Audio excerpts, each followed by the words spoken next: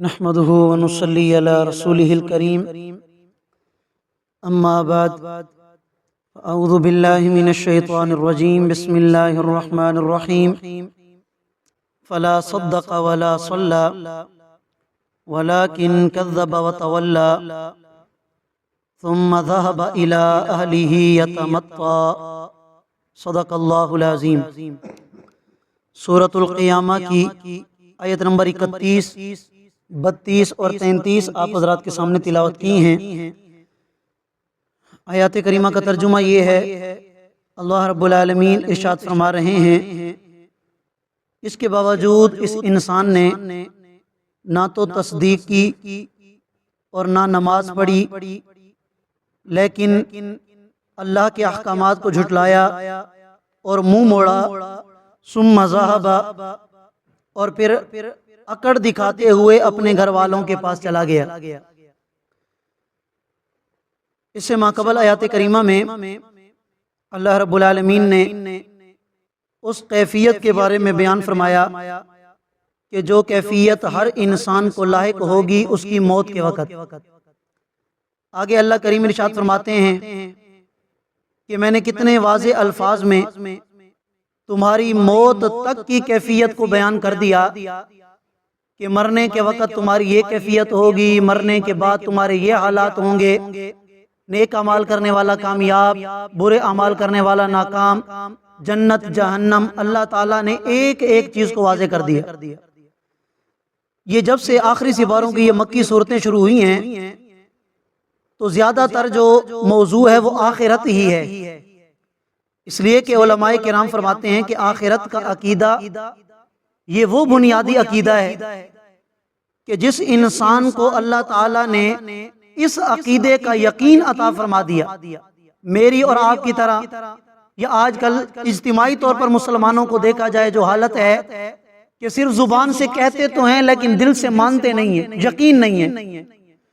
تو جس انسان کو اللہ تعالیٰ اس عقیدہ آخرت کا یقین عطا فرما دے، عقیدہ توحید پر عمل کرنا بھی اس کے لیے آسان ہے، عقیدہ رسالت پر بھی اس کے لیے عمل کرنا آسان ہے، قرآن و سنت کے سارے احکامات پر عمل کرنا اس کے لیے آسان ہے۔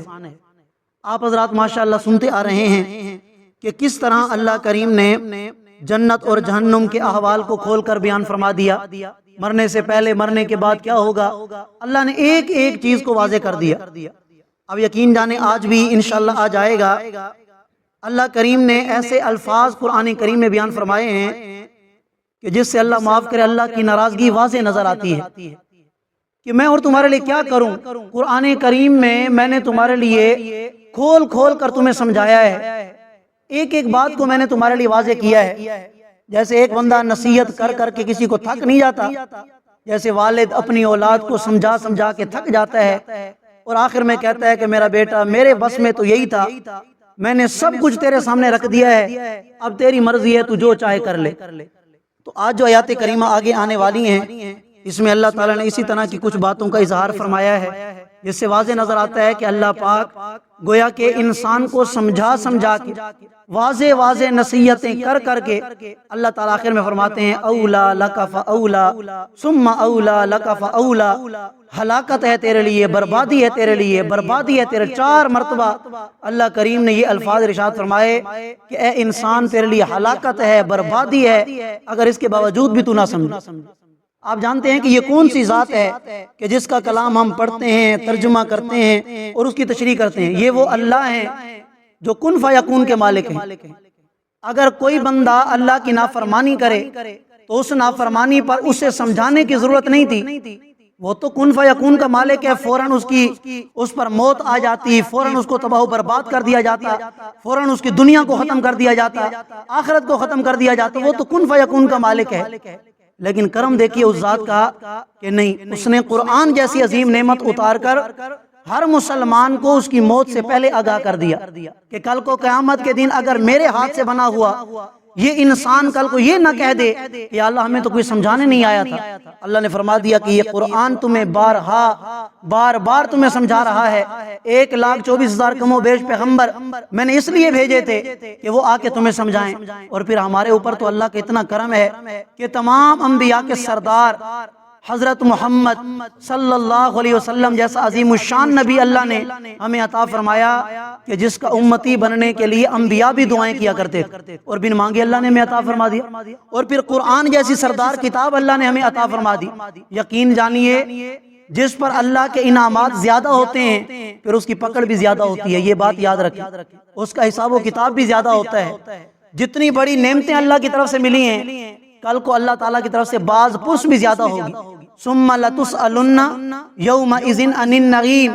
اس آیت کا کیا معنی ہے کہ کل کو قیامت کے دن تمہیں جو نعمتیں ملی ہیں ان نعمتوں کے بارے میں سوال کیا جائے گا. اور سب سے بڑی نعمت قرآن ہے, اور پھر صاحب قرآن محمد الرسول اللہ صلی اللہ علیہ وسلم, ان کے بارے کل کو قیامت کے دن سوال و جواب ہوگا. اس لیے قرآن کو سمجھیں اور عمل کی نیت سے سمجھیں اور پھر پوری زندگی اس کے مطابق گزارنے کی کوشش کریں. تو فرمایا کہ میں نے قرآن کو کھول کر بیان کر دیا, فلا صدق ولا صلی, لیکن اس کے باوجود انسان نہ تصدیق کرتا ہے نہ دل سے تسلیم کرتا ہے, ولا صلی, اور عبادات میں سے اللہ نے نماز کو بیان فرما دیا, باقی عبادات کا ذکر نہیں. فرمایا کہ انسان جو نماز نہیں پڑھتا وہ تو انسان ہی نہیں ہے. انسان بنتا تب ہے کہ جب اس رب کریم کی بارگاہ میں آ کر سجدہ کرے, تب جا کر وہ انسان بنتا ہے. یہ ساری نعمتوں میں اللہ تعالیٰ نے صرف نماز کا ذکر فرمایا, فلا صدق ولا صلی, کہ وہ تو انسان ہی نہیں ہے کہ جو نماز نہ پڑھے. انسان ہوتے ہی بنتے ہی تب ہے کہ جب وہ اللہ کی بارگاہ میں آ کر سر سجود ہوتا ہے, سجدہ کرتا ہے. ولیکن کذب وتولی, اللہ فرماتے ہیں کہ یہ انسان الٹا اللہ کے احکامات کی تکذیب کرتا ہے, وتولی, اور منہ موڑتا ہے, اور منہ موڑ کر کیا کرتا ہے, تکبر کر کے گھر چلا جاتا ہے. یہ روایات کے اندر آتا ہے کہ ولید بن مغیرہ, ابو جہل جو مکہ کے مشرک تھے, سردار تھے, وہ لوگوں پر ظلم کیا کرتے تھے اور پھر گھر جا کر بڑے تکبر سے کہتے تھے کہ آج میں نے فلاں کی مرمت کی ہے, آج میں نے فلاں کو مارا ہے. تو کب تک غریبوں پر ظلم ہوتا رہے گا؟ اللہ معاف کرے, وہ تو مشرک تھے. آج ہم مسلمان اپنے ملک کے اندر دیکھ لیں کہ جو غریبوں پر ظلم ہو رہا ہے, جو غریبوں کے ساتھ زیادتی ہو رہی ہے, جو طاقتور ہے, مال و دولت والا ہے, کچہری میں بھی اسی کی چلتی ہے, تھانوں میں بھی اسی کی چلتی ہے, ہسپتالوں میں بھی اسی کی چلتی ہے. غریب مظلوم بن کر زندگی گزارتا ہے, کہیں اس کی نہیں سنی جاتی. تو اللہ رب العالمین ارشاد فرماتے ہیں کہ آج جو تم یہ اکڑ دکھا رہے ہو کہ میری تو اتنی پہنچ ہے, لین لگی ہوئی تھی, میں گیا تو میرا کام پہلے ہو گیا, میں گیا تو میں نے یہ کر دیا وہ کر دیا, اللہ فرماتے ہیں یہ کب تک چلے گا؟ ثم ذهب الى اهله يتمتع, اور پھر گھر جا کے بتاتا ہے میں گیا اور میرا کام ایسے ہو گیا. سارے کھڑے تھے, سارے کھڑے کے کھڑے رہ گئے. اور فرمایا کہ یہ غریبوں پر جو ظلم تم کر رہے ہو, یہ ظلم تم کب تک کرتے رہو گے؟ فرمایا اولا لک فاولا, ہلاکت ہے تمہارے لیے, فاولا, پھر ہلاکت ہے تمہارے لیے, ثم, پھر سن لو, اولا لک, یہ ساری چیزیں ہلاکت ہیں تمہارے لیے, اولا لک فاولا, اور یہ تمہارے لیے پھر بھی ہلاکت کی چیزیں ہیں. یحسب الانسان, کیا یہ انسان یہ سمجھتا ہے ان یترک سدی, اسے یوں ہی چھوڑ دیا جائے گا کہ میں دنیا کی زندگی میں جو کرتا پھروں, شریعت کے کسی قانون کی پابندی کروں نہ کروں, یوں ہی چھوڑ دیا جائے گا؟ کیا یہ انسان یہ سمجھتا ہے؟ اللہ فرماتے ہیں الم یک نطفۃ من منی یمنی, کیا یہ انسان منی کا حقیر قطرہ نہیں تھا جس کو ماں کے رحم کے اندر ٹپکایا جاتا ہے؟ انسان کی حیثیت کیا ہے؟ سارے انسان امیر ہوں, غریب ہوں, بڑے ہوں, چھوٹے ہوں, کالے ہوں, گورے ہوں, فرمایا کہ تمہاری حیثیت کیا ہے؟ منی کا ایک غلیظ قطرہ تھے تم جسے ماں کے رحم کے اندر ٹپکایا جاتا ہے. ثم کان علقۃ, اسی منی کے حقیر قطرے کو اللہ نے گوشت کا لوتھڑا بنایا, فخلق, پھر اس پر انسان کی تخلیق کی, فسوی, اور ایک خوبصورت انسان بنا کے اللہ نے کھڑا کر دیا. اور جب یہ انسان اپنی تخلیقی مراحل کو مکمل کرتے ہوئے نوجوانی تک جاتا ہے تو پھر تکبر میں آ جاتا ہے, اللہ کی نافرمانی کرنے لگ جاتا ہے, اللہ کے پیغمبر کی سنتوں کی خلاف ورزی کرنے لگ جاتا ہے. فجعل منہ الزوجین, اور پھر اسی منی کے حقیر قطرے سے اللہ نے جوڑے بنائے. کیا بنائے جوڑے؟ الذکر والانثی, یعنی مرد اور عورت کو پیدا کیا. اللہ فرماتے ہیں الیس ذلک بقادر علی ان یحیی الموتى, تو کیا یہ رب العالمین جو ایک حقیر قطرے سے اتنا خوبصورت انسان بنا سکتا ہے, تو کیا وہ اللہ انسان کو دوبارہ زندہ نہیں کر سکتا؟ کیا وہ اللہ انسان کے لیے جنت اور جہنم کا فیصلہ نہیں کر سکتا؟ کیا وہ اللہ انسان کو اتنی سزا نہیں دے سکتا کہ دنیا میں تجھے نافرمانی کر کے آیا ہے, کیا میں نہیں کر سکتا؟ روایات کے اندر آتا ہے کہ نبی کریم صلی اللہ علیہ وسلم جب یہ آیت کریمہ تلاوت فرماتے تو جواباً, حالانکہ آگے یہ سورت ختم ہو چکی ہے, کوئی آیت نہیں, لیکن آپ علیہ الصلوۃ والسلام ارشاد فرمایا کرتے تھے بلا, اے ہمارے رب کیوں نہیں, آپ تو ہر چیز پر قادر ہیں، ہوا علی کل شیء قدیر، آپ ہر چیز پر قادر ہیں، مردوں کو دوبارہ آپ زندہ بھی کریں گے، حساب و کتاب بھی ہوگا، حشر نشر بھی ہوگا، جنت جہنم کے فیصلے بھی ہوں گے۔ اس لیے اللہ کریم سے دعا ہے کہ اللہ کریم ہم سب کو موت سے پہلے سمجھ عطا فرما دیں اور قرآن و سنت کے مطابق زندگی گزارنے کی توفیق عطا فرمائیں۔ جزاک اللہ۔